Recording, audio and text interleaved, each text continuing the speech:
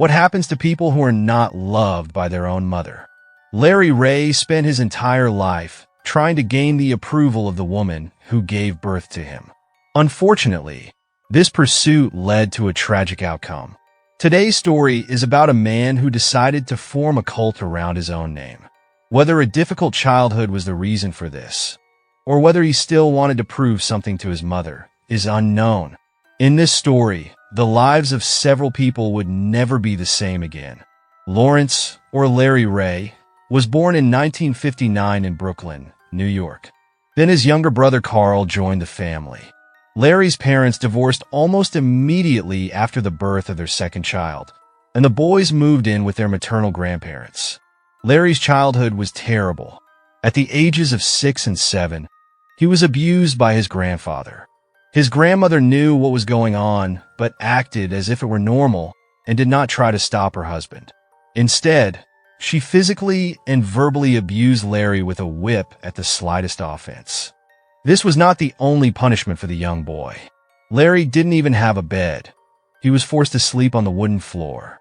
He was also forbidden to open the refrigerator and spent most of the time simply hungry. Larry's younger brother Carl, on the other hand, was raised like a real prince. Although he lived in the same house, Carl was loved by everyone. He was the favorite. He had the most comfortable bed and round-the-clock access to any food. He was never abused or punished. Because of this difference in upbringing, the two brothers were pitted against each other. His grandparents made it clear that Carl was the favorite, and Larry grew up with resentment toward his brother throughout his childhood. Due to his age, he didn't realize that it wasn't Carl's fault at all.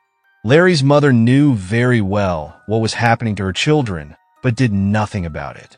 On the contrary, she supported her parents in believing that Larry deserved to be treated this way. His own mother despised her son. The fact is that she became pregnant with her first child when she was still a teenager. The birth of the child completely ruined her life, and she blamed Larry, an innocent baby, for everything. The mother resented Larry, neglected him completely, and did not like him. Therefore, she supported everything that went on in her parents' house. One night, Larry became very ill. He had a fever and a severe cough. His wheezing noises woke his grandmother. The older woman was angry that the boy was keeping everyone awake with his loud, unpleasant sounds. She grabbed Larry by the hair, dragged him outside, and locked the door. It was the middle of winter. The sick Larry, who was only wearing his pajamas, almost froze to death. He had to be hospitalized. Fortunately, he recovered. When the boy's father learned how he was being treated in his former mother-in-law's house, he took his son out of his mother's care. So, Larry spent the rest of his childhood in his father's house under far better conditions than with his grandparents. After he grew up, the young man joined the military, but left after only 19 days.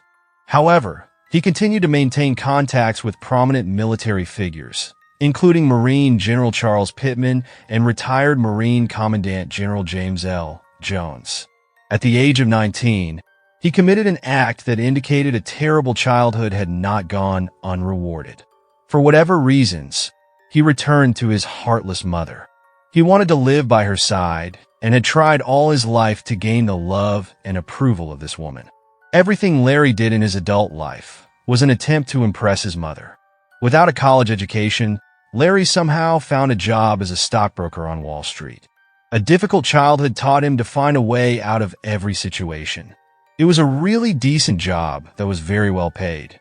Larry got money and made acquaintances with some very influential people. All his life, he had been searching for the respect he did not receive as a child and wanted to make his mother proud. But his mother didn't care about that. Then the young man bought an expensive Mercedes, lost weight, and got himself into excellent athletic shape.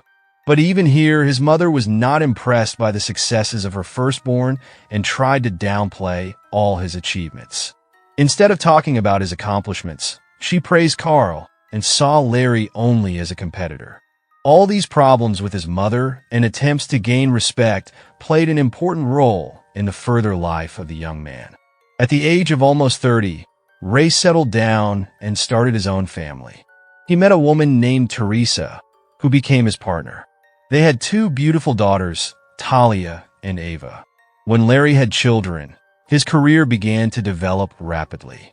He switched from his job on Wall Street to being a financial advisor for very wealthy and influential people in high positions. These included politicians, business owners, high-ranking military officials, and some rather dubious individuals with connections to the mafia. A member of the Genovese mafia family even attended Ray's wedding. During this time, in the mid-1990s, Larry earned a lot of money, opened several bars and nightclubs in New Jersey, and befriended Rudolph Giuliani, the then mayor of New York City, and Bernard Kerik, the police commissioner of New York City, who himself had connections to President George Bush. He trained and rode motorcycles. Many influential people in the state belonged to Ray's circle of acquaintances. He even began advising the CIA on some issues. Then he worked for a while in Russia, where he befriended the translator of the Soviet head of state, Mikhail Gorbachev, and arranged a meeting for him with a high-ranking U.S. official. Larry was also acquainted with the famous actor Robert De Niro. During Gorbachev's visit to the United States, Ray allegedly introduced the actor to Mikhail Sergeyevich.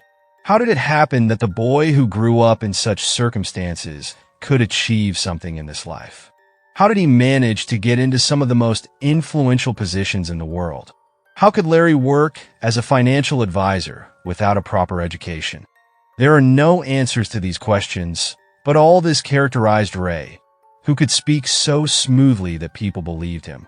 But unfortunately, the successful career did not last long. At the end of the 1990s, things went downhill for him. Larry became incredibly conceited and self-confident. He considered himself invincible because he had friends in influential positions and hoped that these friends would protect him in case of failure. But the world does not work the way Ray imagined it. Where there is power and a lot of money, everyone is on their own. No one in high positions would risk their career for a Larry. Trusting in his abilities, Ray nevertheless got involved in mafia-like financial fraud. He participated in illegal stock trading, insider information, and the like.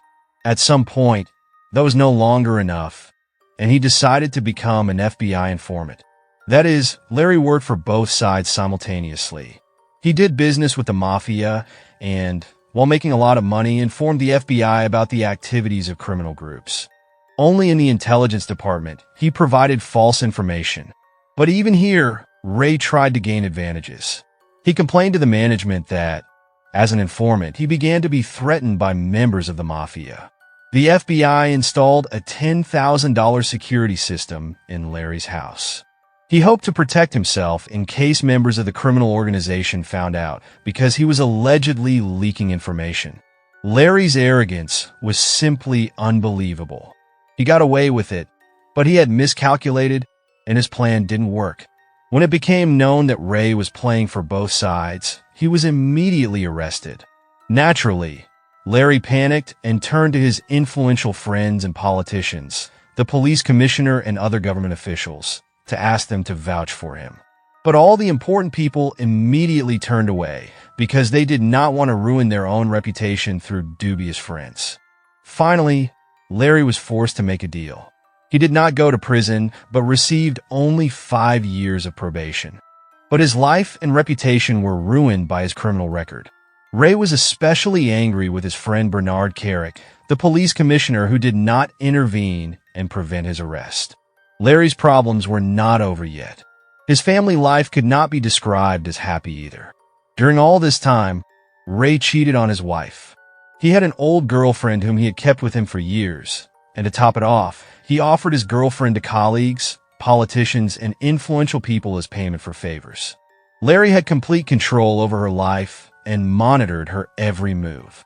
If she broke his rules, there were serious consequences. Ray abused her both physically and verbally. The girlfriend wanted to leave Larry several times, but he threatened to send explicit photos of her to her parents, and she realized that Ray would stop at nothing. When his wife found out about his long-standing affair and what he was doing, she immediately filed for divorce. This happened almost at the same time as Ray's career was falling apart. Trouble doesn't come alone, because sometime later, Teresa, the ex-wife, entered into a relationship with Larry's brother Carl. This is certainly a strange decision by a woman, but that was the reality. Larry was beside himself with rage because he hated his brother, who had ruined his childhood, and the man began to slander his ex-wife. Both daughters were in Teresa's custody. Larry decided to tarnish his ex-wife's name and ruin her reputation. Just as his life had been ruined, the deeply offended man created several websites and blogs in which he published powerful accusations, claiming that Teresa had abused the children, which was not the case. Larry also began to brainwash the children and turn them against their own mother. He told Talia and her sister Ava how terrible Teresa was and how she had abused them as children, although nothing of the sort had happened. At least the girls themselves did not remember it. The eldest daughter, Talia, began to believe her father and hate her mother, especially now that Teresa was together with their Uncle Carl.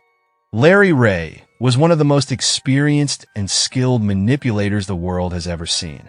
Therefore, it was easy for him to convince his daughters that he was right.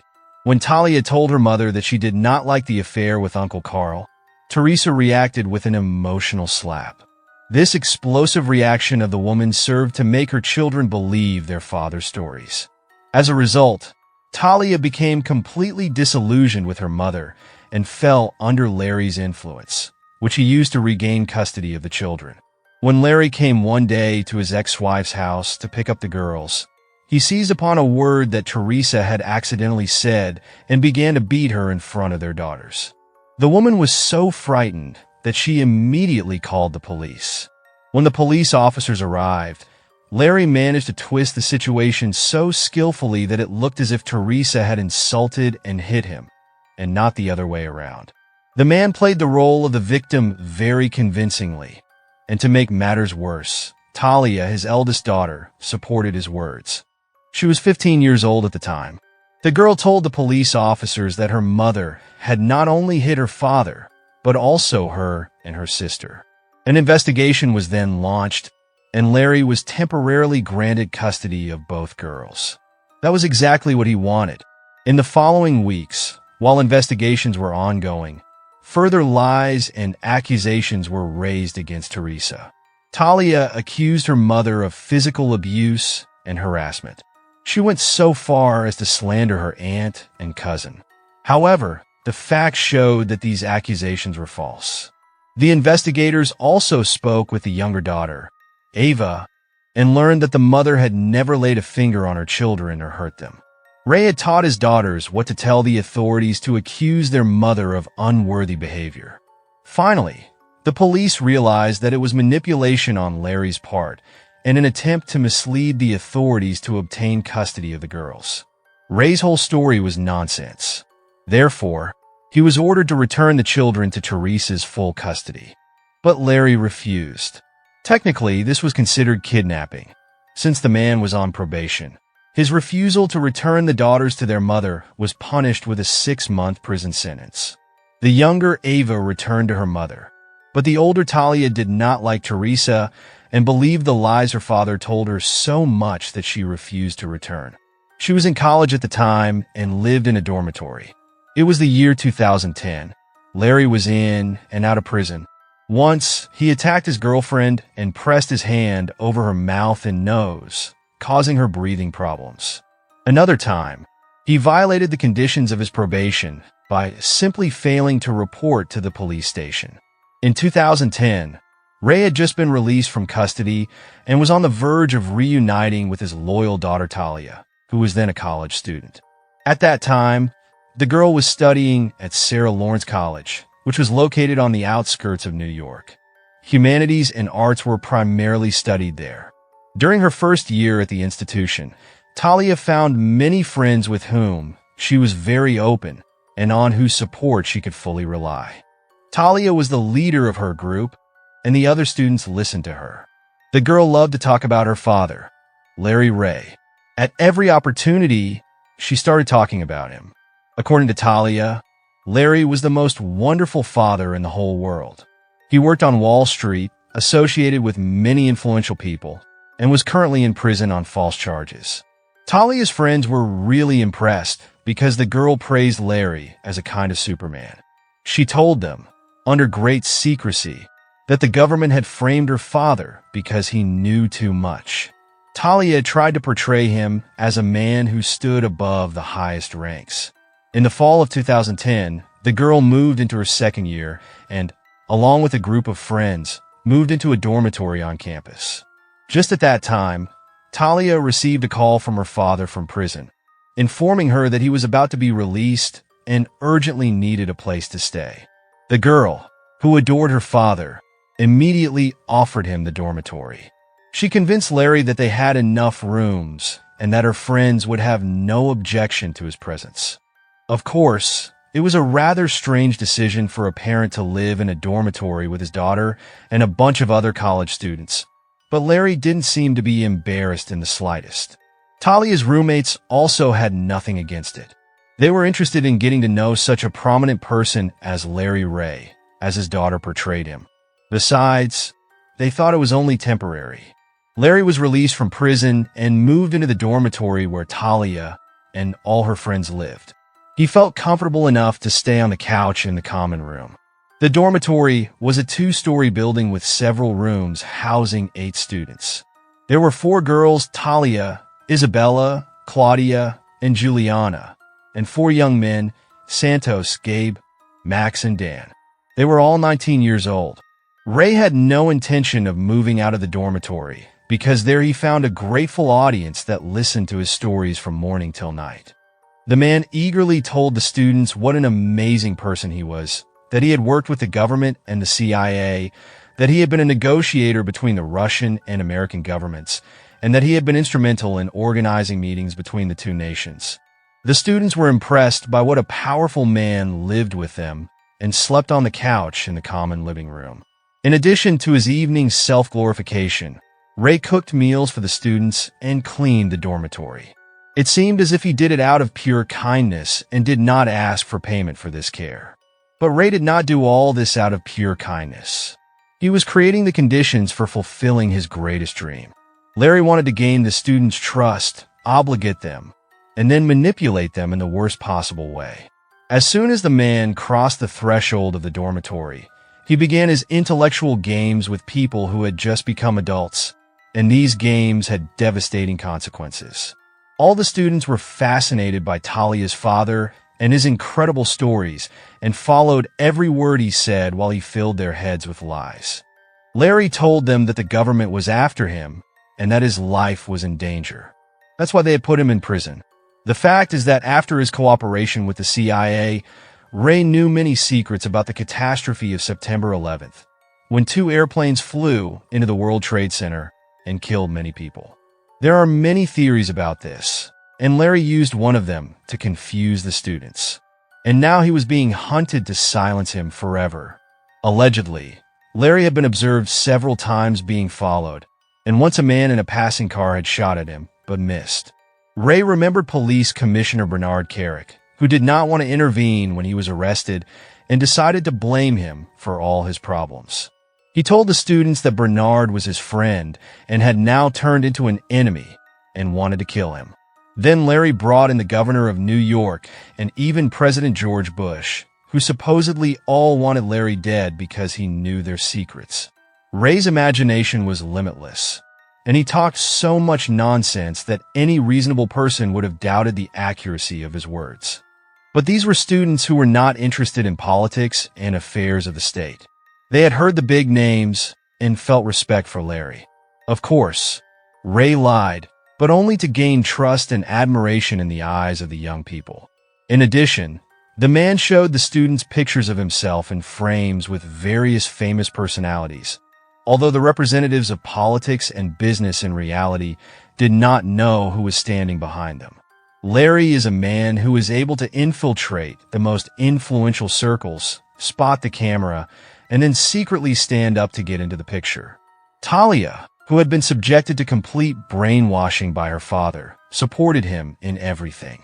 Larry had become almost like a messiah for this group of college students. He seemed to be an incredibly strong and intelligent man who stood up against a corrupt system and fought for what was right.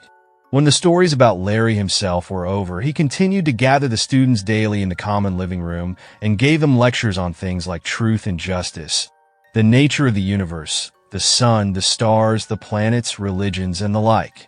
Larry then began taking the students for individual lectures, in which he revealed secrets he had learned at the CIA. At least that's what he said. Ray taught how to discipline the mind, how to overcome obstacles and traumas in one's life to reach one's full potential. This man had no qualifications as a psychotherapist or psychologist. He invented all the methods off the top of his head, but he knew what occupied young people at this age, and he was very good at hitting the sore spots. And he wasn't interested in all the students living in the house, but only in those who were easier to manipulate. In their eyes, Larry Ray was the only person who could help them understand themselves. The first person Larry focused on was Isabella. The man liked her very much. Isabella attended Sarah Lawrence College on a full scholarship. She had previously attended a Catholic girls' school and was very withdrawn. Shortly before Larry moved into the dormitory, the girl had gone through a tough breakup with her boyfriend and was now depressed. She was very insecure and withdrawn. Larry's increased attention pulled Isabella out of her depression. In one-on-one sessions, she poured out her heart to the man, told him her deepest and darkest secrets, and shared her problems with him. Larry moved his personal lectures into Isabella's bedroom. He laid the girl on the bed, cuddled up to her, stroked her hair, and whispered sweet things in her ear, that no one should hurt his girl. He was in his early 50s, and Isabella was as old as his eldest daughter. Intimate conversations were followed by intimacy. Although the girl was old enough to make her own decisions, she was at that moment very vulnerable to realize what was really going on. Then Larry convinced Isabella to break off all relationships with her family and friends. He convinced the student that it was her parents who had made her so unhappy, who had abused her physically and emotionally as a child, and that he had come to save her. Larry was such a skilled manipulator that Isabella called her mother and father and told them she didn't want to know them anymore, and if they tried to meet with her, she would kill herself. When the students finally went home during the winter holidays, Isabella and Talia stayed in the dormitory with Larry. The man had arranged with one of his buddies that they could live in his one-bedroom apartment for a while, and he had achieved this through manipulation as well. And now he observed the students and considered whom he should take with him to the apartment besides Isabella. Larry's choice fell on Claudia. Claudia had also grown up in California. She was a smart, creative, independent girl, but she was suffering from depression at the time, and Larry offered to help her. She also had to participate in one-on-one sessions. As soon as Claudia began to communicate with Ray in private, she really transformed into a completely different person, became confident and liberated, and then told everyone that she was suffering from schizophrenia, and it was Larry who had diagnosed her, even though he had no background. Now, the circle of admirers of Larry Ray included 3 people: his daughter Talia, Isabella, and Claudia. But that was not enough for the man. He then turned to his next student, Santos. Santos, like Claudia, had mental health issues and was also struggling with depression.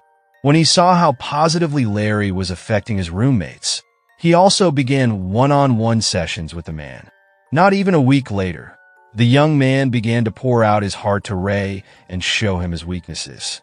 Santos revealed that he had attempted suicide in high school and that he was having problems again now. Around the same time, Santos began dating Talia, which is why he trusted her father unconditionally. Before he knew it, he was completely at the mercy of an adult man. And then he convinced his neighbor Dan, who had orientation problems, to ask Talia's father for help. Larry's sect had grown by another man. At this point, Ray had all the students under his control. He continued to give them daily lectures on religion and intimacy. When the summer holidays came, Larry convinced Claudia, Isabella, Dan, and Santos to stay with him over the summer in his apartment in New York City's Upper East Side. Unfortunately, their lives would never be the same after that summer, because Larry's sect was gaining more and more momentum. The 4 students moved into the apartment along with Talia, believing that they were doing this of their own free will. but their will had long since been broken. The young people themselves did not realize how they began to follow first the recommendations and then the orders of Ray. From the first day of their lives in this apartment, the students became absolutely dependent on their owner. There were only 2 rooms. Larry and Isabella occupied a separate bedroom, while the other 4 people were somehow accommodated in the living room. Ray also removed the locks and doorknobs in the bathroom so that no one could have their privacy anymore. He forced everyone to follow a strict diet to lose weight and clear their heads. And to control everything better, he installed locks on the refrigerator and freezer to prevent thefts. Everyone was starving and unable to concentrate, which made manipulation very easy. Every morning, the students were awakened very early with the same song and then had to do exercises.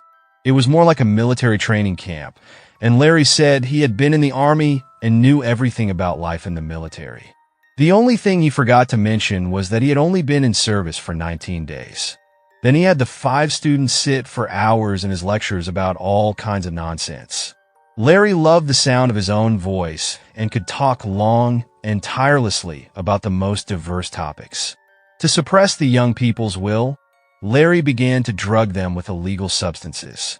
When the students fell into an anxious and paranoid state, he forced them to sit in the living room and reveal their deepest and darkest secrets, wishes, and needs in life, to share intimate fantasies. He questioned them about their childhood, their psychological traumas, and everything bad that had ever happened in their lives.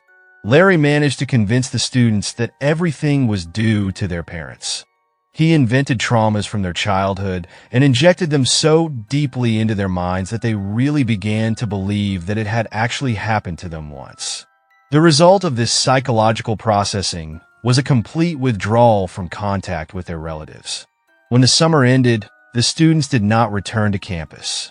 They continued to live with Larry in an apartment and commuted daily to lectures. When Ray saw their complete submission, he began to use them to his advantage. He used various control techniques, but the most basic technique was intimacy with the guru. That was exactly what this power-hungry man believed himself to be. Isabella was now held in the company of Claudia in bed games with Larry. Then he sent Isabella to Dan so that he could reveal his true orientation. Larry called it enlightenment lessons. He watched the young people during their intimate activities, sometimes gave instructions on how to do it, and sometimes joined in. His 20-year-old daughter slept in the next room on the couch. Larry Ray's sect had existed for about a year when a few more girls joined. They were the 2 sisters of Santos, Yalitza and Felicia Rosario. Yalitza, like her brother Santos, had complexes and was not in the best mental condition. Her brother persuaded her to go to Larry and told her how wonderful he was and how he had helped him change his life. When Yalitza arrived at the apartment one day, she stayed there. Felicia, however, was completely different. She lived in California. She was a graduate of Columbia University, had completed medical school, and wanted to begin an internship in a hospital. She had a large number of friends. Felicia was confident, cheerful, and active. She was on the fast track to success and not the typical victim that Larry sought. But when he saw this young woman, his eyes lit up. He wanted to have her at all costs. Felicia was independent enough. Moreover, she was about to work in another state. She would not be so easy to control. So Larry decided on a completely different approach. He had to adopt a waiting stance. He showered her with recognition and compliments, was always there for her, and Felicia considered him the most incredible man she had ever met. As soon as she reciprocated her feelings for Larry, he told her that the government wanted to destroy him, that he was being followed, and that someone had already tried to shoot him, and that now Felicia, his girlfriend, was also in danger. The only way to protect her was for her to move to New York and live with him in an apartment. But when Felicia did that, there was no longer any trace of the independent, cheerful person. She also fell completely under the influence of Larry's sect and became his second partner. For a leader can have several wives, or so Ray now called Felicia and Isabella. Every night, the girls had to spend the night with the guru in bed. Everyone had to be unclothed, and Felicia and Isabella also had to hold Larry's genitals all night. Additionally, he sent the students out and had them sleep with strangers. He recorded all these encounters on video or simply watched them. If any of the sect members began to resist or did not follow Larry's instructions, the man threatened to post the footage on the internet and send the files to their families. This whole group of students had to be supported somehow. Ray came up with a clever plan. Every day, he went through the apartment and checked if there was a new stain on the wallpaper or if one of the pans in the kitchen was scratched, and then accused a randomly selected victim of having caused the damage. Initially, the students tried to apologize, but Larry could get angry and pressure them all day. When their spirits were once again broken, they confessed to something they had not done, and then they also had to pay for the damage. These were astronomical amounts, bills over thousands of dollars. Santos, for example, received a bill of $50,000 for everything he had damaged. Felicia received a bill of over $160,000 because Larry accused the young woman of stealing money from his credit cards, even though she hadn't even touched them. But when she was told this for days, she began to believe she had actually stolen it. But where should poor students get money from? Of course, from their families, who had let them down. The followers of Larry demanded large sums from their parents under the threat of harming themselves. Thus, the relatives of the Rosarios had to transfer $300,000 to Ray's account to pay off their children's debts to this man. There were three things Larry used to control his subordinates: intimate relationships and the threat of exposing them, money and physical violence. When students stepped out of line, when they broke rules they didn't even know existed, when they angered Ray in any way, they were physically punished. The pseudo-guru simply beat his followers and abused them in every conceivable way. He forced men to wear women's clothing and watch adult films, and women to wear diapers and watch only children's shows on TV. And Ray also set up a website where he offered intimate services. For several years, he forced Claudia to sleep with men for money against her will. Of course, the woman herself did not see this money, although a considerable amount had accumulated over the years. After another round of abuse, Dan finally grew tired of enduring this and had the courage to leave the unhappy apartment. Dan was the first person to escape from Larry. Unfortunately, this happened when the man's psyche was completely destroyed. In 2013, the students graduated from college, and Ray moved with them into his stepfather's house in North Carolina. At that time, Talia, Isabella, Claudia, Yalitza, Santos, and Felicia were there. After Dan had left the sect, Larry feared that someone else might leave, so he began to pit the young people against each other. There was a group of favorites, which included Talia, Isabella, and Felicia, and a group of bad people, which included Santos, Claudia, and Yalitza. Somehow, Larry managed to convince Felicia that her brother and sister were jealous of her and wanted to poison her. The constant quarrels and the negative atmosphere led to many sect members ending up in the hospital because they had tried to kill themselves. The parents learned of the suffering of their adult children. They repeatedly turned to the police. Unfortunately, the law enforcement agencies could not do anything because at that time, all members of Larry's sect were adults and acted of their own free will. The police even traveled to the house in North Carolina, but the former students assured them that they were not being held there by anyone, and the patrol officers left empty-handed. This madness continued for several years. Larry Ray's sect members moved from one house to another until one day Santos, followed by his sister Yalitza, left their spiritual mentor. They found the strength to leave the man who humiliated them and completely suppressed their will. Larry's daughter Talia, unlike the others, was never subjected to harsh treatment. She came and went as she pleased. She truly believed in her father's power and saw nothing wrong with what he was doing. Isabella, Felicia, and Claudia remained loyal to Larry for a long time and remained his puppets, doing what he said. Claudia worked as an escort against her will for 5 years, and in October 2018, she finally refused to sleep with men for money. Larry punished her harshly by taking her to a hotel room, stripping her naked, tying her to a chair, placing a plastic bag over her head, and repeatedly cutting off her oxygen supply for the next few hours until she lost consciousness. Then he cut off her hair to further humiliate her. After this incident, Claudia did not return to Larry's group and left the sect forever. From that point on, things began to fall apart. Talia no longer lived with her father. Dan, Santos, and Yalitza had left the man earlier. His two so-called wives, Isabella and Felicia, remained with him. In 2019, the cult around Larry Ray collapsed, and an article in New York Magazine helped with that. A journalist named Ezra Marcus was a graduate of Sarah Lawrence College. During his studies, he came across rumors about a strange group of students led by an adult man. Ezra was fascinated. To get to the bottom of the story, he interviewed former students who had lived with Larry Ray in the dormitory, and he also managed to find former sect members and learn the details of the case. Ezra Marcus's article shocked the world. It spread on the internet and eventually prompted the authorities to take a closer look at Larry Ray. In February 2022, the house in New Jersey where Larry, Felicia, and Isabella lived was searched by the FBI. Ray was arrested and charged with several crimes, including human trafficking for intimate services, physical abuse, extortion, tax evasion, and various other financial offenses.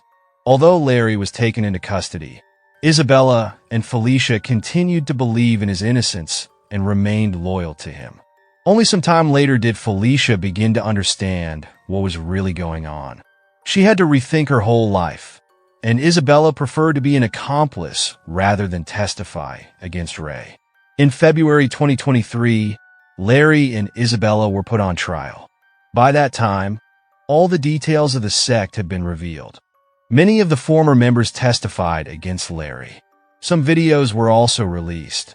Ray was diagnosed with a dramatic and narcissistic personality disorder. This man was able to manipulate and control almost any situation he was in, a psychologist stated. His lawyers tried to portray him as a victim, as an old, sick man, but the jurors did not buy these tricks. Larry Ray was found guilty on all counts and sentenced to life imprisonment. Isabella was found guilty of aiding and abetting conspiracy and sentenced to 4.5 years in prison. She still does not speak to her family because she believes they are to blame for all her problems. Larry's eldest daughter, Talia, was also suspected of conspiring with her father, but was never charged.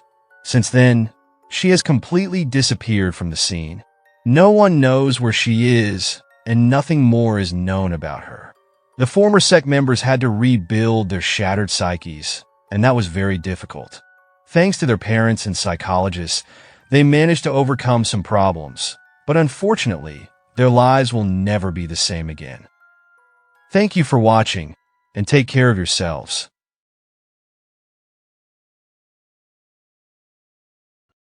Sometimes the coincidence of circumstances seems so strange, as if the police are not protecting the citizens but supporting dangerous criminals, including repeat offenders.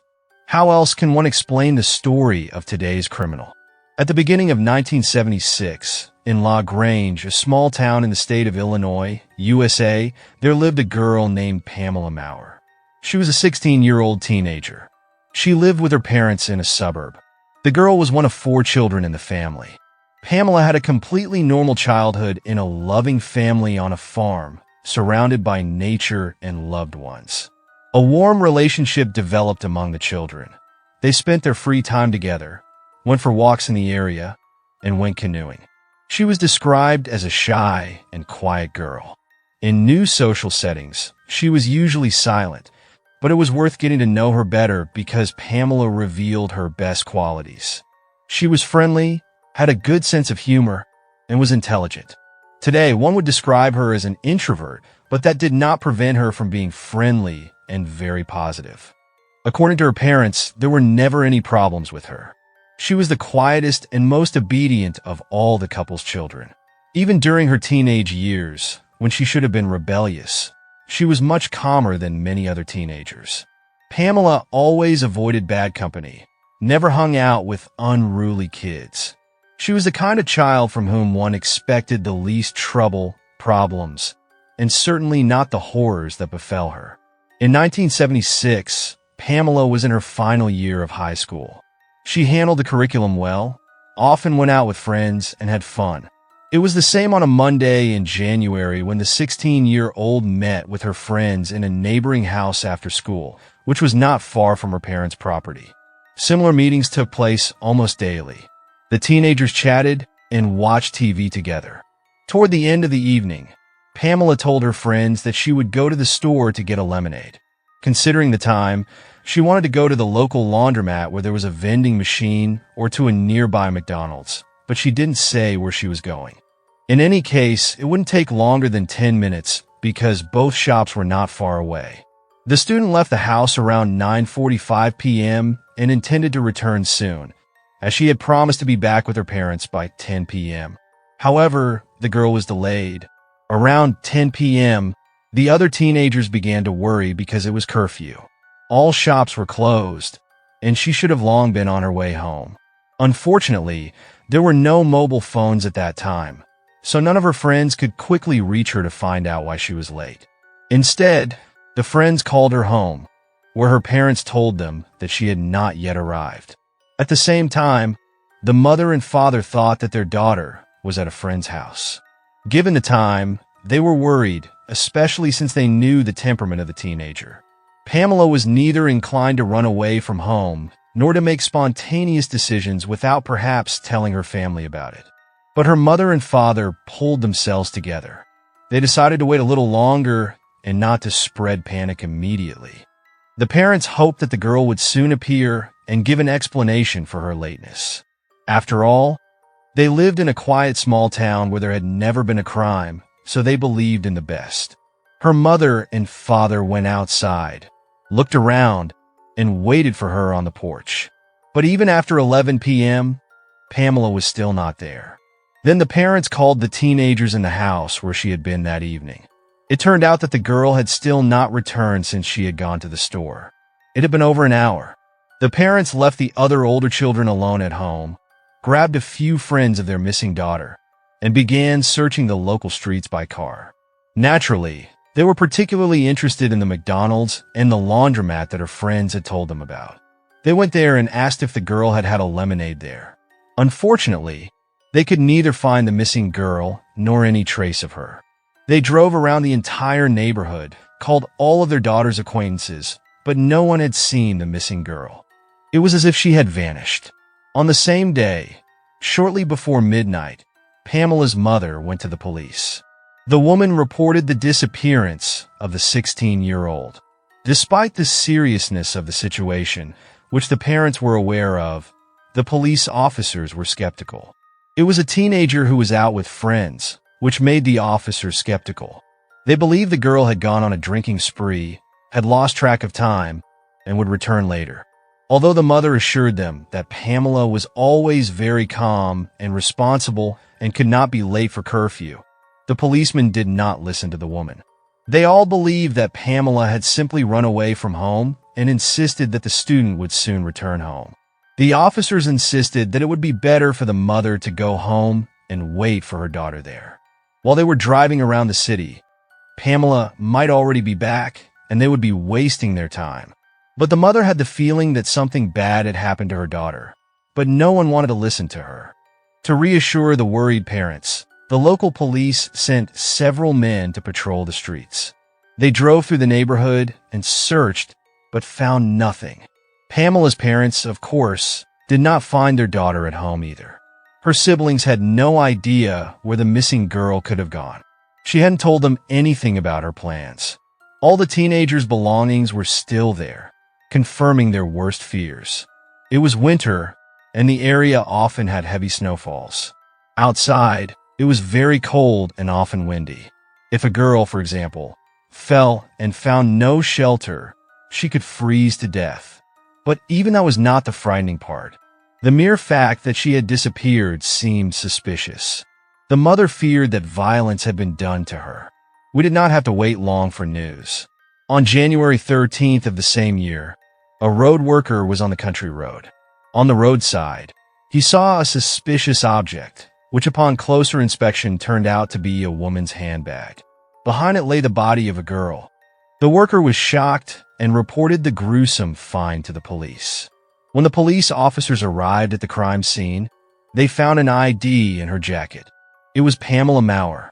She was lying face down on the roadside in the snow and was fully clothed except for one of her boots. It was found on the side. When the police arrived, the body was practically frozen, which meant that she had been lying there for several hours. It was assumed that she might have been hit by a car, but how could she have been there at all? That was inexplicable. But the clue was right under the investigators' noses. A kind of broken rubber hose was found next to the body, but this was initially overlooked. After an autopsy, the medical examiner determined that the cause of death was strangulation with a hose-like object. It immediately became an important piece of evidence in the case, but such a hose was very popular and sold in almost every hardware store. Given the circumstances at the time, it was almost impossible to determine where exactly this object had been purchased.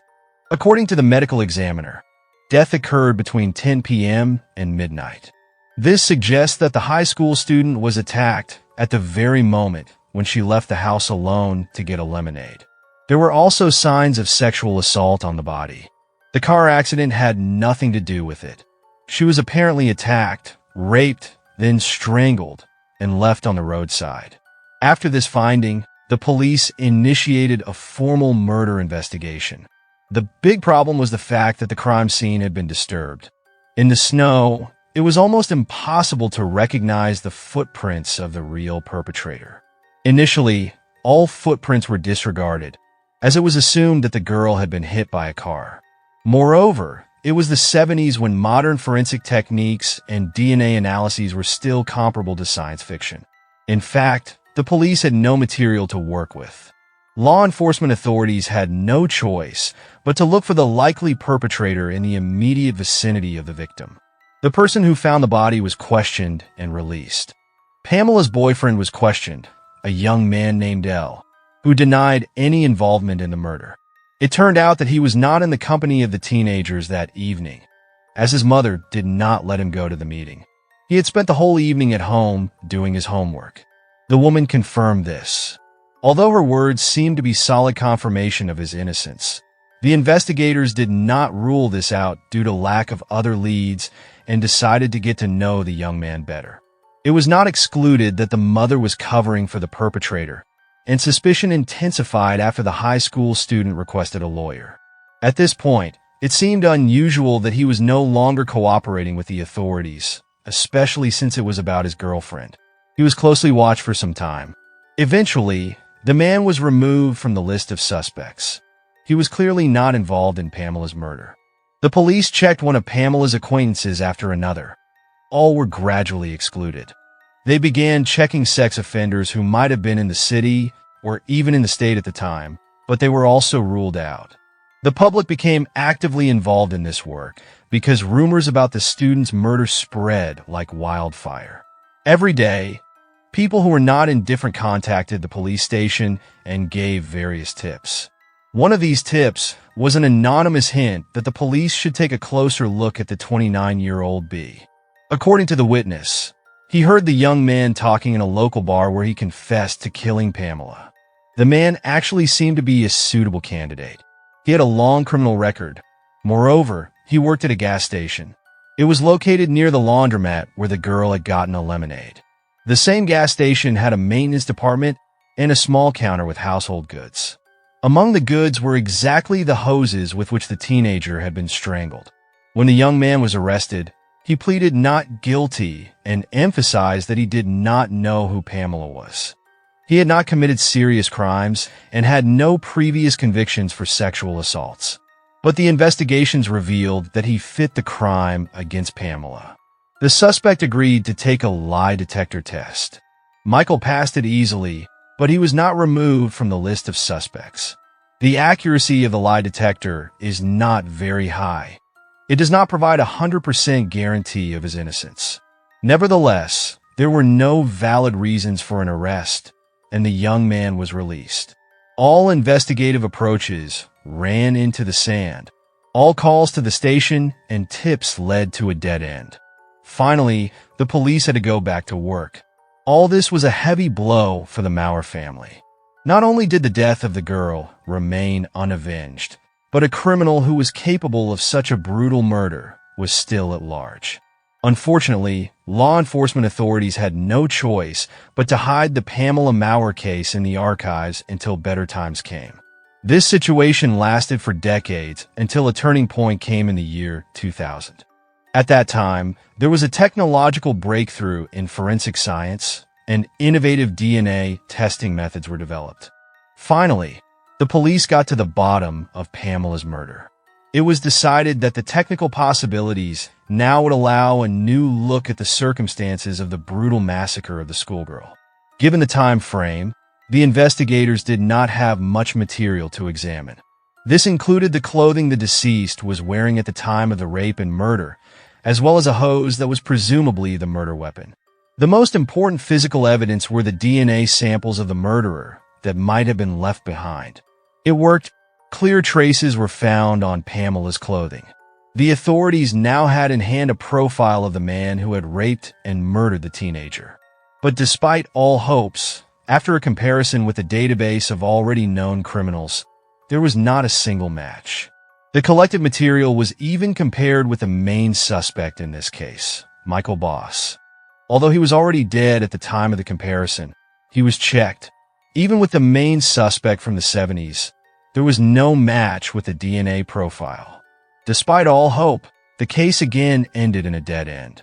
Practically all investigators involved in the search for the perpetrator had given up.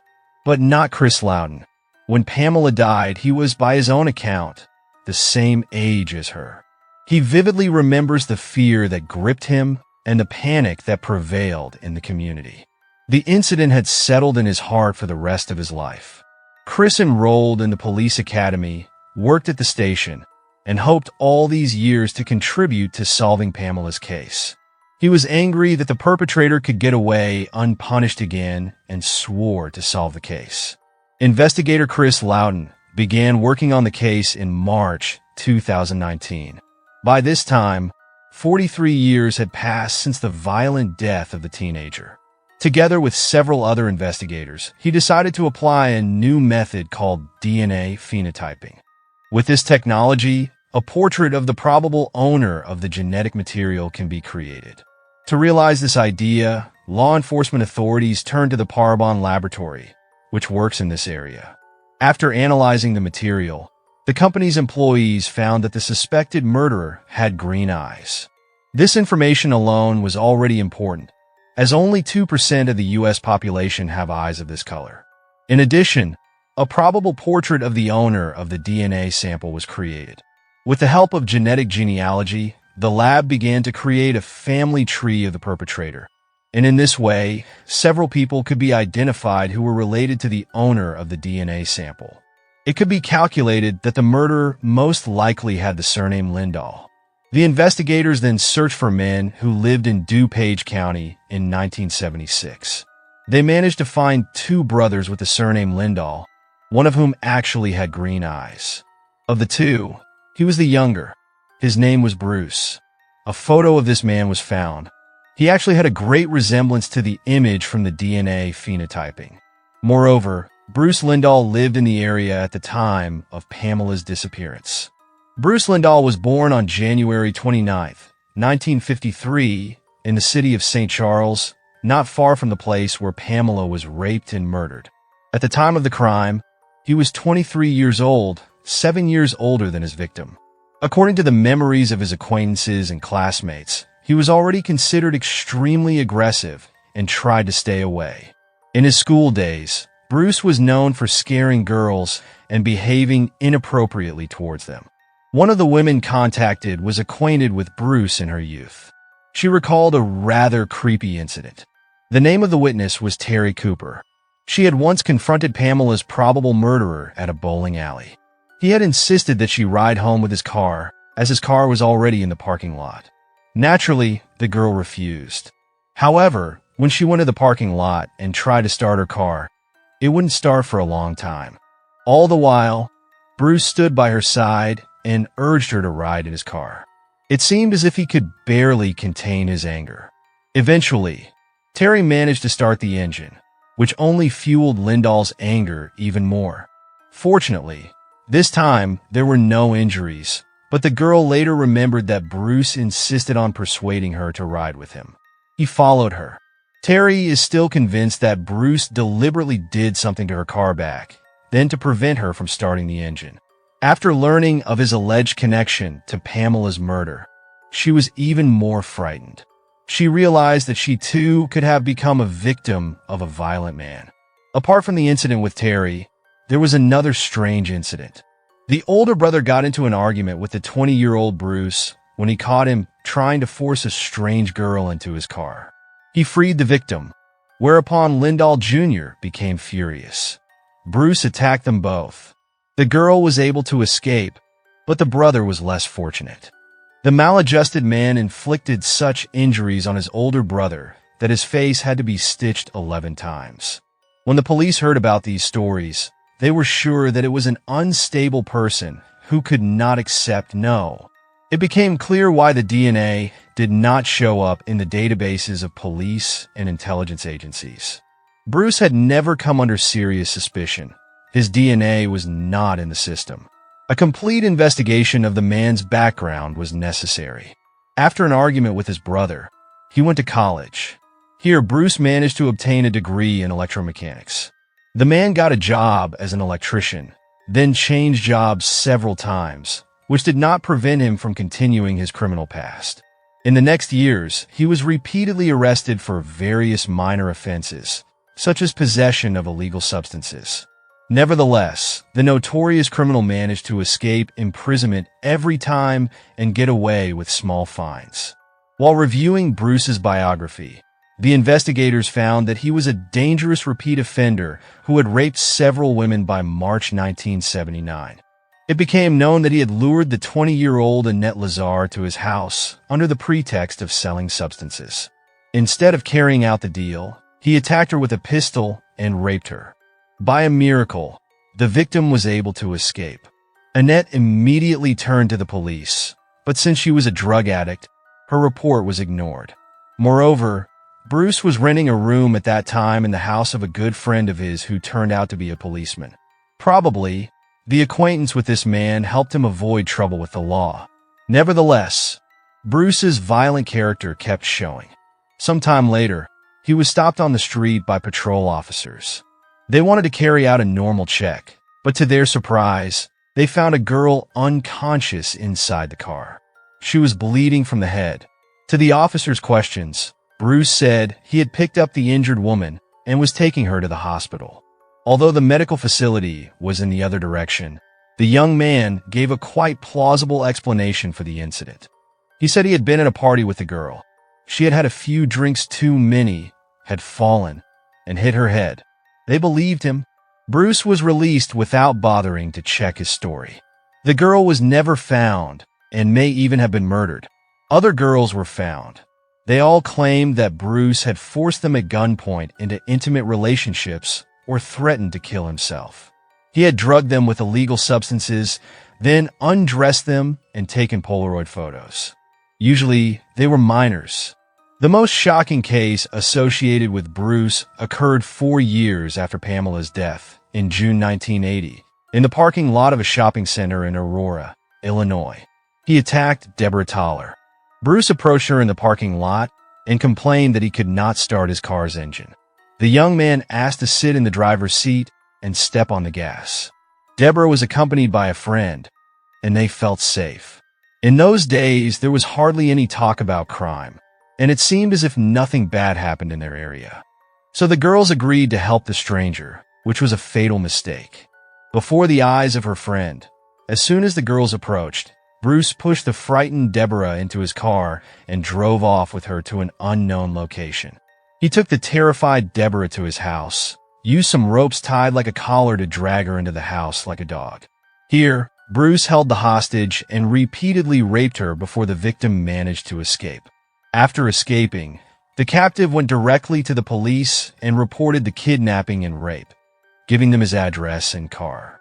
Bruce was eventually arrested and charged with the crimes, but was able to be released on bail and was awaiting a trial scheduled for 1982. Unfortunately, the trial never took place. The fact is that Deborah suddenly disappeared on her way home from work just 4 months after the assault. She had no protection and was an easy target. Bruce was at that time at home on bail. Apparently, she was harassed by her tormentor, who simply silenced her. For some reason, the police did nothing. Since there was no main witness in the rape case, there could be no trial, and so the dangerous criminal was simply released. The body was discovered 4 years later in a shallow grave in a field near Oswego, Illinois. The cause of death was never established, as the body was in poor condition. It was hard to say whether Bruce killed her himself or whether he hired someone to do the dirty work. Both seemed plausible. Investigators were now able to find witnesses who reported that Bruce had indeed offered to commit murder for money. The investigations became impossible when Bruce died in April 1981 at the age of 28. The circumstances of his death are indeed remarkable. Bruce accidentally fatally injured himself while trying to kill another man. On April 4, 1981, he was driving his car through the city of Naperville, Illinois. He happened to come across an 18-year-old young man named Charles Huber. The investigations at the time revealed that the two had not known each other before this encounter. Nevertheless, the repeat offender invited the stranger to go bowling. Charles agreed, but after a few games, Bruce persuaded him to come to his house for a beer and a chat. Instead of a quiet, friendly evening, Bruce grabbed a knife and suddenly attacked Charles, stabbing him 28 times. The young man died as a result of this uncontrolled aggression. It is known that Bruce had a penchant for raping and torturing women, so these events with the sudden attack on Charles do not fit his usual habits. What led to such a drastic deviation remains unclear. There were no signs of sexual overtones between the two. In one way or another, a fight ensued. Charles put up fierce resistance. During the struggle, Bruce accidentally stabbed himself in the femoral artery. The 28-year-old fiend died next to his latest victim from blood loss. The murder of Pamela was almost solved, but the news of the death of the main suspect was a great disappointment for the investigators who were trying to bring justice to the victim. The probable murderer had died 38 years before the resumption of the investigation. The only thing the police could do was obtain Bruce's DNA and compare it with the material found on the items of the murdered woman. In this way, they could at least set the record straight and prove who the murderer was. But, of course, there were no DNA samples in Bruce's file because he had died before forensic analysis was integrated into police work. To conduct a comparison, Bruce's body had to be exhumed, which could happen in the same year, 2019. In January 2020, the results of the analyses were available. The DNA samples showed a 100% match. Based on the previous attacks, the investigators reconstructed a rough picture of the events. In the late evening, Bruce saw Pamela, who set out alone in the twilight to get a lemonade. The villain followed the victim in his car, drove up to the girl, lured or forced her into the car, and drove a bit out of town. He raped and strangled the student so that she would not tell the police about him, and then threw the body on the roadside. At that time, there was no DNA forensics, so he did not even bother not to leave his traces on her. With his other victims, including Deborah, he used approximately the same technique. The investigators believe that there were many more victims. 44 years after these gruesome events, the parents of the 16-year-old Pamela finally learned the name of their daughter's murderer.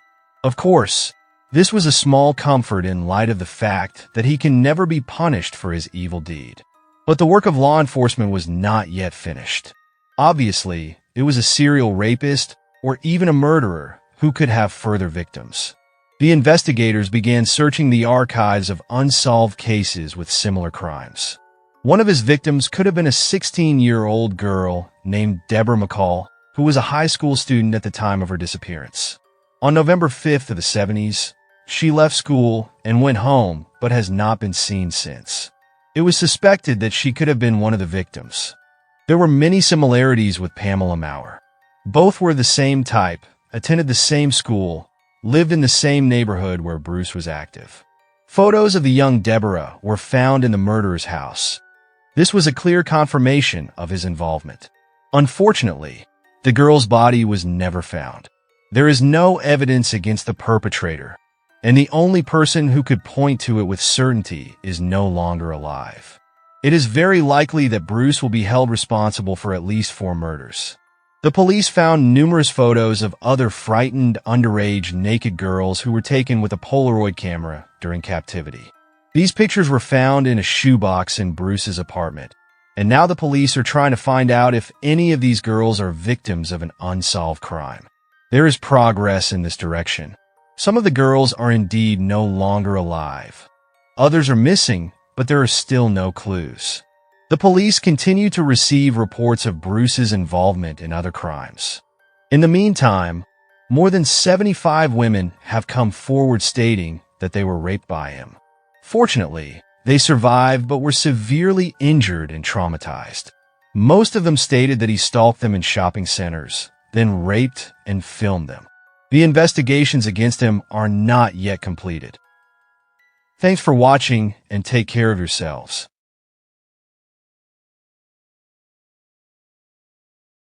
How far can a lie go? How long can one hide evil behind the mask of goodness? The perpetrator in today's story could answer these questions, but he will not. He created a positive image behind which a brutal murderer was concealed. In 2008, Nicholas Browning was 15 years old. He was described as a good boy and a diligent student. He was the oldest of the Browning children. His father worked as a real estate attorney for a large company. The man was a Boy Scout leader and taught Sunday school.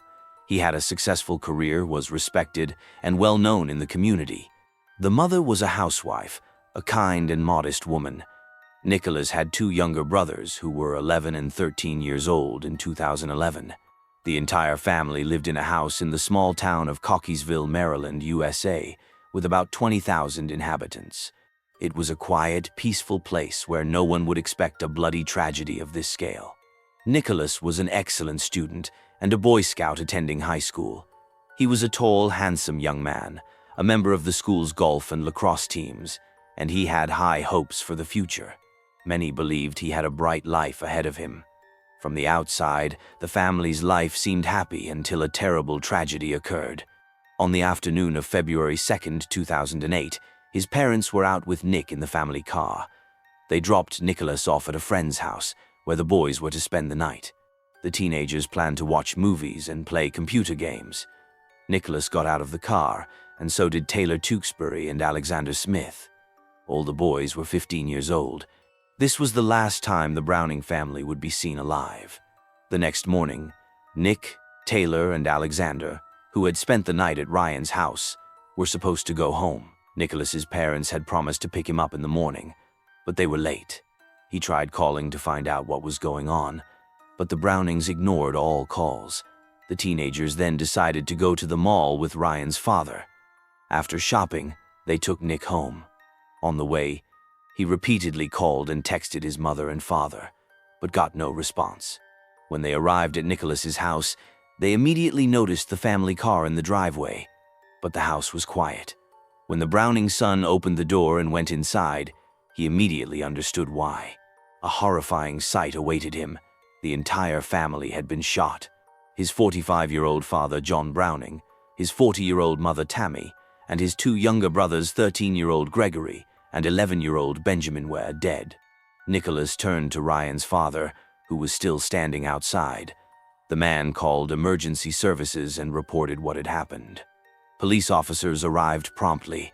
They found the teenagers in the courtyard. They appeared very upset. Nicholas, who seemed calm, immediately explained that it was a burglary gone wrong. He was sure that while he was at his friend's house overnight, a burglar had broken in and that the situation had escalated. According to him, his parents might have tried to stop the intruder, who then opened fire. However, there were no signs of a struggle at the scene of the massacre. The police found 4 bodies in different places, each killed by a single gunshot to the head. Even a brief inspection of the premises showed that nothing was missing. The furniture was intact, and many valuables were still in their place. There was no sign of forced entry or disorder. A botched robbery could be ruled out. Nicholas's words and behavior were too suspicious. Despite the teenagers' ages and their potential state of shock, all 4 boys were taken to the station for questioning. They were placed in separate rooms, so they couldn't coordinate their stories. The police first spoke with Taylor. He immediately seemed suspicious because he was very nervous. He spoke hesitantly before answering questions. The officers chose him first, believing him easy to break. The others, especially Nicholas, appeared more self-assured. According to Taylor, he and his 3 friends had spent the night at Ryan's house. They had arrived the day before the murder, shortly after school, along with the homeowner, while Alex and Nicholas arrived a bit later. The teenagers watched movies and played video games until late, until Ryan's parents sent them all to bed. Taylor claimed he heard or saw nothing suspicious during the night. After that, the investigator working with Taylor decided to take a break and talk to Nicholas in another room. In the officer's view, the boy behaved suspiciously. When he entered, Nicholas sat quietly with his head lowered. He seemed somewhat sleepy, which was strange considering that his entire family except him was dead. The policeman was friendly. He wanted the interaction to seem like a normal witness interview so that the student would trust him, speak truthfully, and not invoke his right to an attorney. The officer hoped to secure a confession without a defense attorney present, which would complicate matters. Nicholas remained composed and calm. He said he arrived home from school around 2:45 p.m., and that after a while, his parents decided to drive him to Ryan's house. The teenagers lived less than a kilometer apart, so they usually walked, but this time the Brownings gave him a ride simply because they happened to be going out. Nick repeated Taylor's account that the students played video games, watched movies all evening, and then went to bed. However, he admitted that at around 1 a.m., he left his friend's house and headed toward his parents' home. According to him, he wanted to steal the family car to take his friends on a joyride.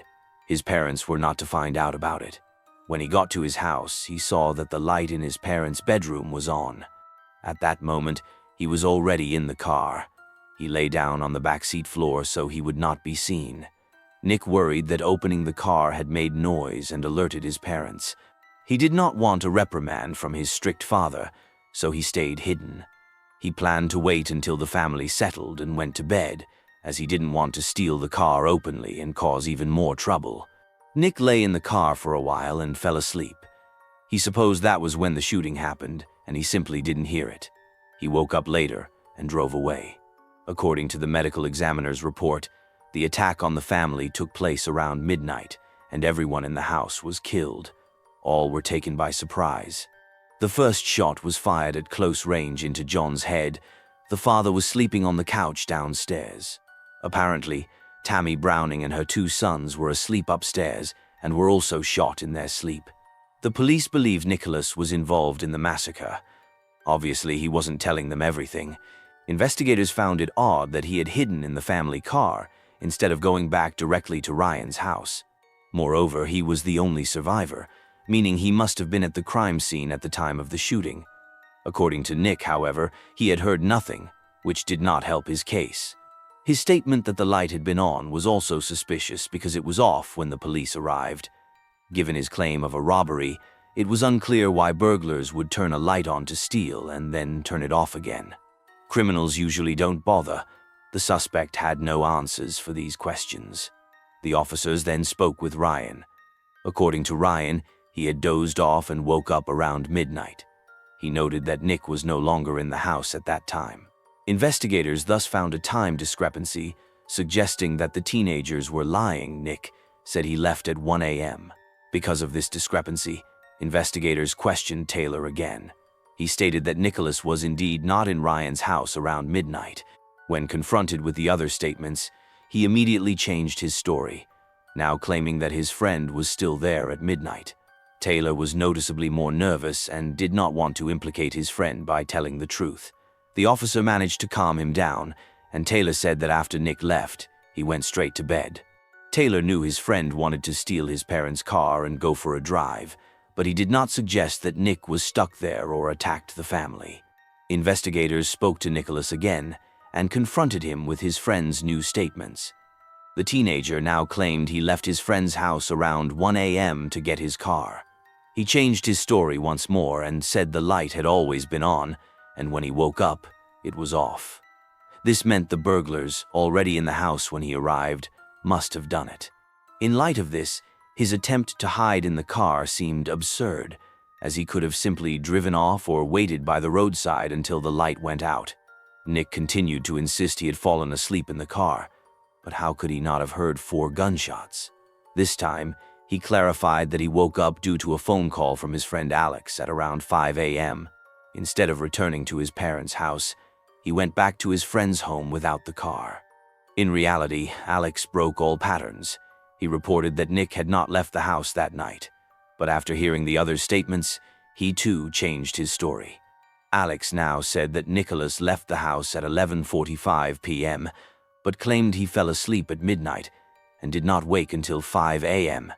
Alex noticed that Nick was not in his room, so he called him on his cell phone. He admitted that his friend had to sneak into his parents' house to get the car keys before stealing it. But if Nicholas did not have the keys at first, how could he have gotten into the car and waited there? During the night's questioning, investigators obtained statements from all the teenagers. Their accounts raised many questions and doubts due to inconsistencies. Then a man arrived at the station who played a key role in solving the crime. Mr. Petcher, who turned out to be Ryan's stepfather, the one with whom the friends had spent the night. He said the children were to be picked up at 9 a.m. because the mother wanted to involve her son in house cleaning. But no one came or called at the set time. The students ate breakfast and waited. Starting around 11 a.m., Nicholas began calling and leaving messages for his family, all ignored. Although suspicion of Nicholas grew, he tried to remain calm. During conversations, he sometimes even laughed and joked. Investigators believed he was trying to deceive them. The young man pretended to be an innocent lamb, but the investigators knew that beneath the surface lurked a wolf. Ryan's stepfather said that Nick was unusually calm and not worried about his parents' absence that morning. For some reason, he did not hurry to go home, even though it was only a 20-minute walk. Instead, he went to the mall with his friend and the friend's father, waiting for his parents to respond to his calls. Only on the way back did they stop at his house. The police saw this behavior as confirmation of their suspicions. The murderer simply did not want to return to the crime scene and wanted to buy time. When the group returned to Nicholas's house, the friends entered through the garage. Nicholas himself tried to stop his friends from entering the house with him, which was unusual. The teenager pointed out to them that the door was open, which he found strange. Nick emphasized to everyone several times that his family always locked their doors. According to the stepfather, Nick repeated this remark multiple times before going in. They went through the living room, with Nicholas leading. The first thing he saw was his father, covered in blood, lying on the couch. Nick screamed. The other friends saw the body and immediately ran out so as not to go any further. The school children told Ryan's stepfather what they had seen. The man didn't believe it and ran inside himself. When he saw John's body, he immediately called emergency services to the Brownings' address. Meanwhile, Nick went upstairs and found his mother and brothers also lifeless. During questioning, Nicholas confirmed all this. However, what scared the police most was his calm demeanor. It seemed as though he felt nothing at all, not something you'd expect from someone who had just lost his entire family. According to Ryan, after discovering that his whole family had been murdered, Nick went back outside and reported it to the others quite casually. The teenagers didn't want to see any of it. Nick informed Ryan's stepfather and his friends that he had found his family shot to death and immediately declared it a robbery, remaining completely calm. This was surprising. The other teenagers confirmed that they ran outside upon seeing the pale, bloody Browning in the living room. The police searched the house thoroughly, hoping to find clues and figure out what happened, but found nothing. At this point, Nicholas headed to the back of the house, toward the rear entrance. There, he saw his Xbox and laptop on the pool table. He then concluded that the thieves had tried to steal these items, but something had stopped them. After these remarks, the police realized that the robbery theory was unsustainable. The teenager was simply trying to mislead them. Obviously, thieves would have taken valuable electronic devices in plain sight. Officers continued searching the area around the massacre and questioned neighbors for witnesses and possible leads. Thus, the story became public.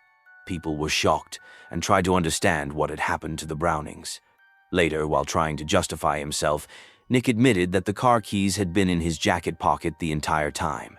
He remembered them while visiting his friend and hatched the plan to steal the car at that moment. Investigators didn't understand why he had not mentioned this right away. They were sure the young man was hiding something and lying again. Alex's recollection finally sealed their doubts. The teenager said Nicholas had called home before leaving and asked his brothers to leave the back door open, but it wasn't clear why.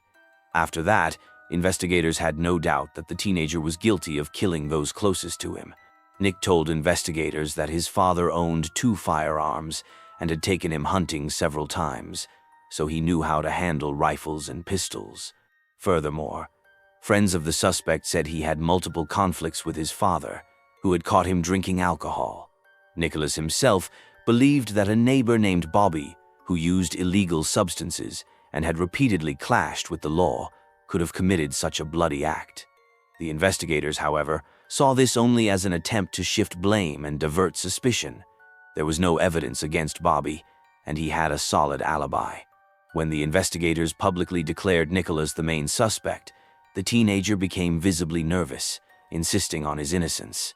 The police used good cop, bad cop tactics, repeatedly changing their approach to confirm their suspicions and get a confession, all to no avail.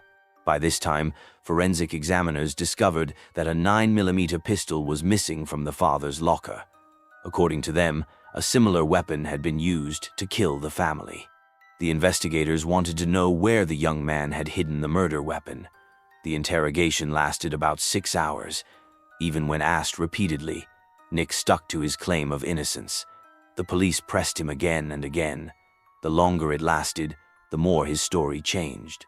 During the investigation, it emerged that the relationship between the parents and their eldest son, Nick, was strained and had worsened recently. Realizing he was cornered, the main suspect said his parents were very cruel people. For years, he claimed, he had been subjected to their moral and physical pressure.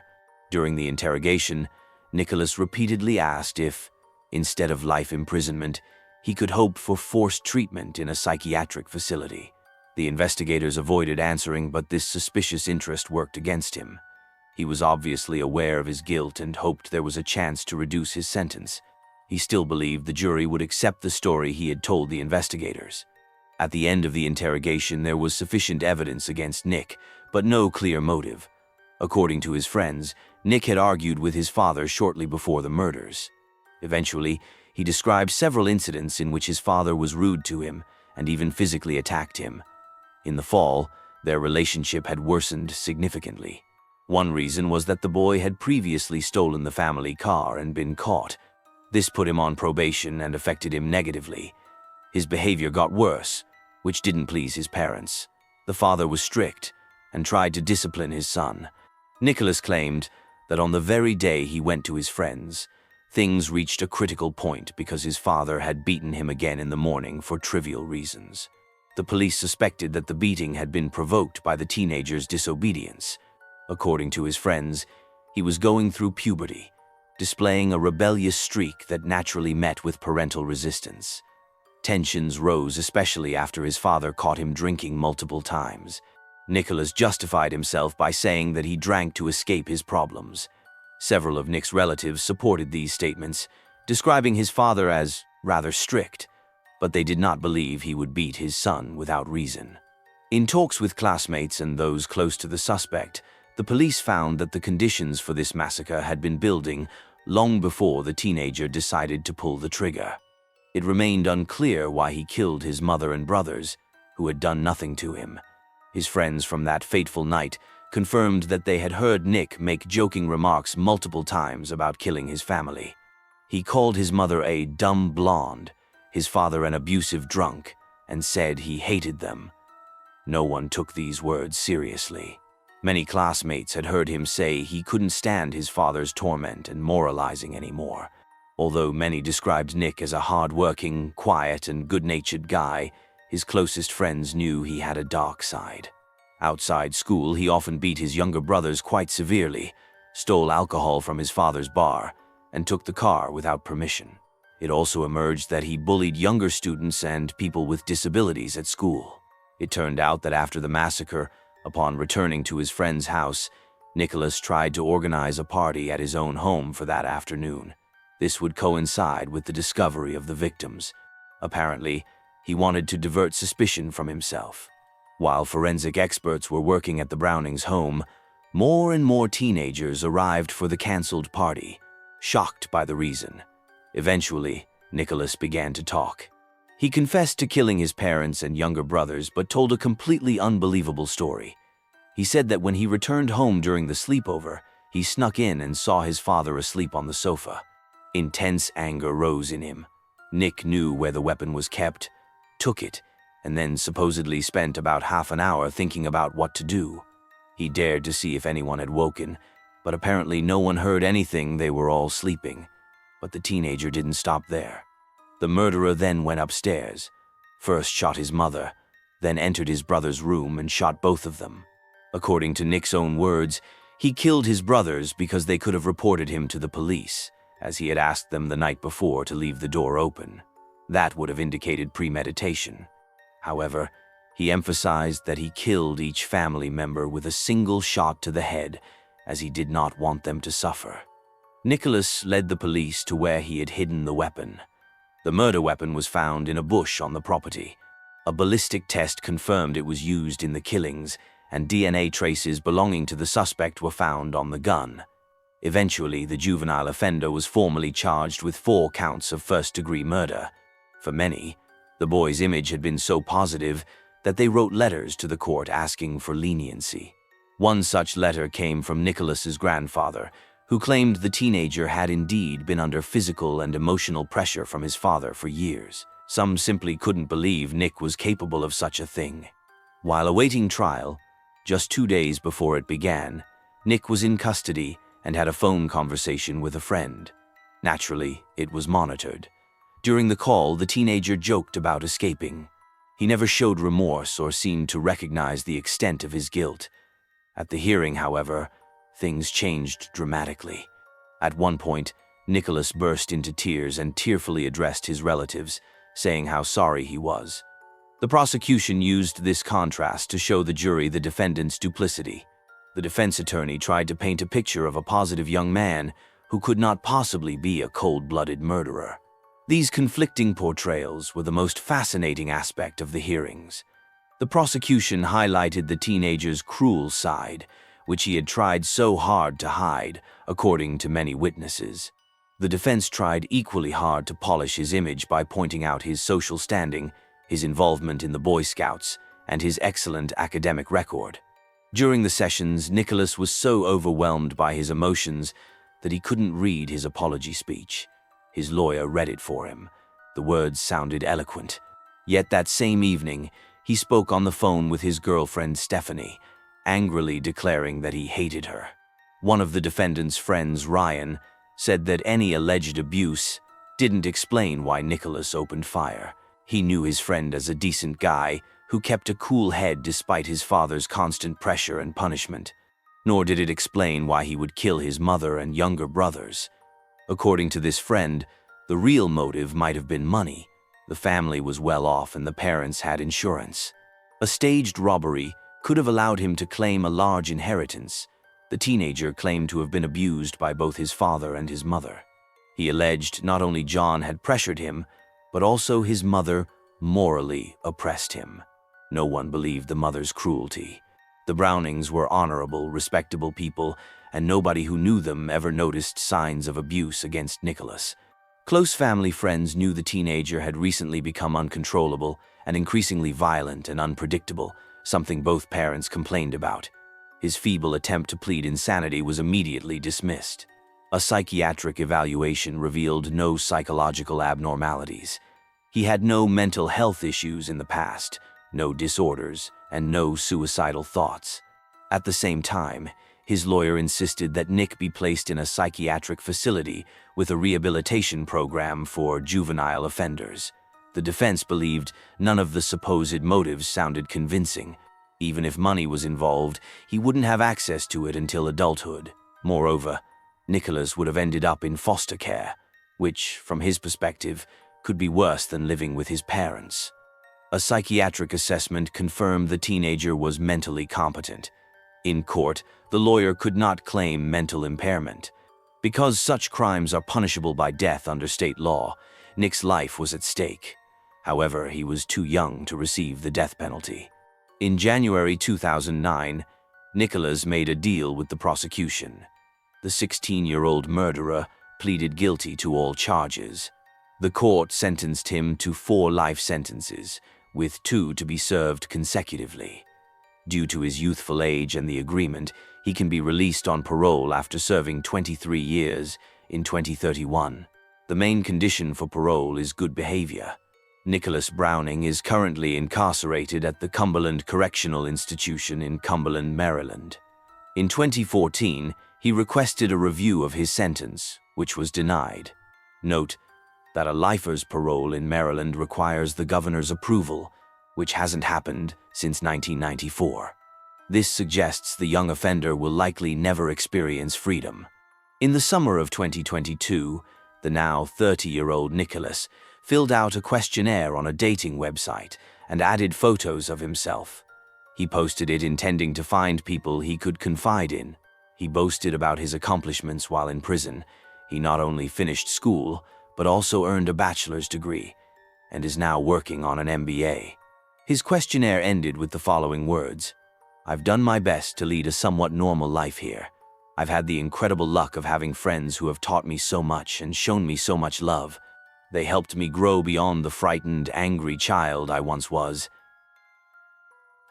Thank you for watching, and take care of yourselves."